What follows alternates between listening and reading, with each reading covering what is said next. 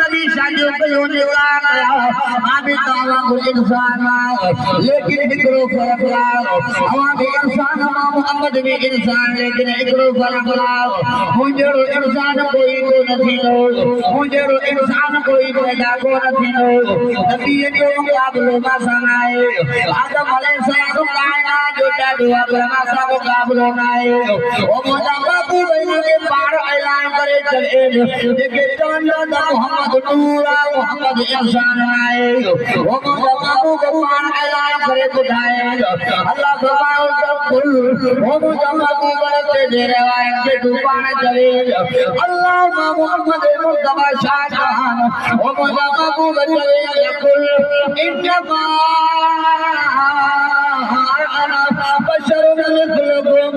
यूहा इलैया अन्नमा इलाहुकुम इलाहुन वाहिद मोहम्मद भी दावा को इंसान लेकिन माने दाम बरका माने जिब्रील की दुआ माने जिब्रील नहीं दुआ माने वही दिया माने वही नहीं दिया माने नसीब वाला कुरान की दुआ माने कुरान नहीं दुआ वो सच्चा कुरान वो कुरान जला बपान देवा दालिकल किताब ला रईब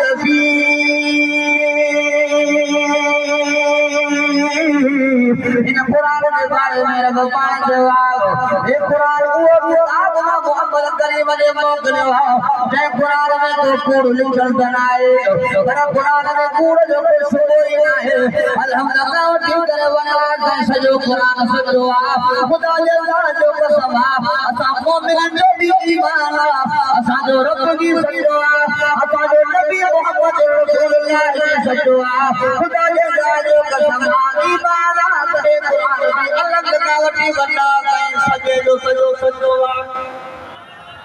आवाज के कुरान के सजो दामन वाले मजे कर जो सुभान अल्लाह आज ये खबर का कटड़न गए दसन कुरान का आज के दादा जो सुभान अल्लाह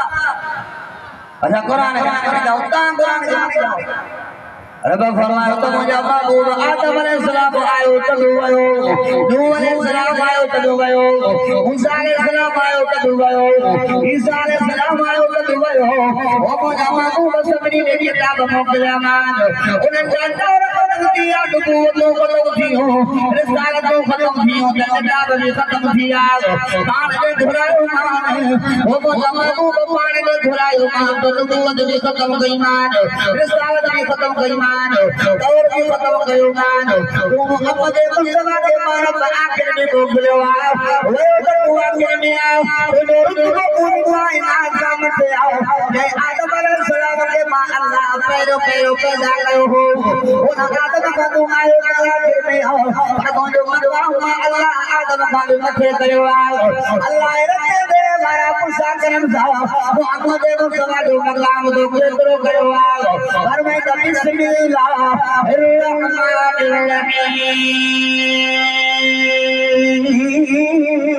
ورفعنا لك ذكرك ورفعنا لك ذكرك ورفعنا لك ذكرك ومجمعك وتجمعك وتجمعك ये तो जो मकान किथे आज तो जगह जो भी होनी होनी करे बनाए ये तो जो मकान किथे आज होनी होनी बनाए ये तो जो मकान किथे आज औरत के बाहर आने दे ओ मजमू तो जो मकान देना गाना किथे आए ये केड़ा इस्तेकाल फिनाल ये केड़ा जश्न फिनाल वो इस्तेकाल जश्न नहीं क्या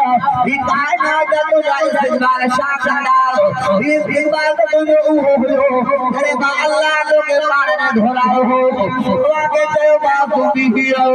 चंद्र के जय बाप भी हियो सिद्ध के जय बाप भी हियो सितारे के जय बाप भी हियो तू कमरे में बाहर निकले उन कमरे के दरवाजे के कड़े के हुक्म दियो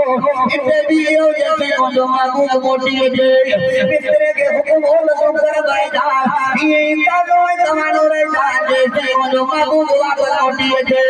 इस्तिकबाल पूजा बड़ा चालो तेरे आसमान दे इस्तिकबाल चालो लेकिन सबनी आसमान दे इस्तिकबाल चालो आखिर में पंजो दीदार करायो भाई आखिर में पंजो दीदार करायो भाई आखिर में पंजो दीदार करायो भाई अन्ना कोनो सामर दे तेरे वाला केड़ो बता वरबाना जिक्र वो मुजम्मल बुध जाए लफ्ज़ बुध जाए बोला लंदया जाए के लोगों के महबूब जो मनो को मथे आए वरफाना लक जिक्र उस साले सलाम तू सीना के दोने रब फरमाए तो खुलाना अलैक इन्नक बिल्लाहिल मुक़द्दस दुआ वो मुजा मूसा जुतिला ए जाए दुआ को आदि आयो एनो मूसा सलाम करो ओ मुजा अल्लाह माके पड़ो दीदार कराए आदर मा बदल करानी लंदरानी वो मुजा मूसा को दीदार करे सकते एनो मा ईसा सलाम ना मोजरा को पर जाए तो जाओ हर नबी के मेराज करायो मास हर नबी दोरो तो मोडो कयो मास एक कायना जान सान अन्य दात सब नबी दोरो तो हर वरसाना लक जिक्र बा अल्लाह के लोटा में पाने साथ जो दीदार करायो कई नबी के दीदार न करायो मान अल्लाह जो दीदार दियो मान मालूम जो तो मोहम्मद जो मकाम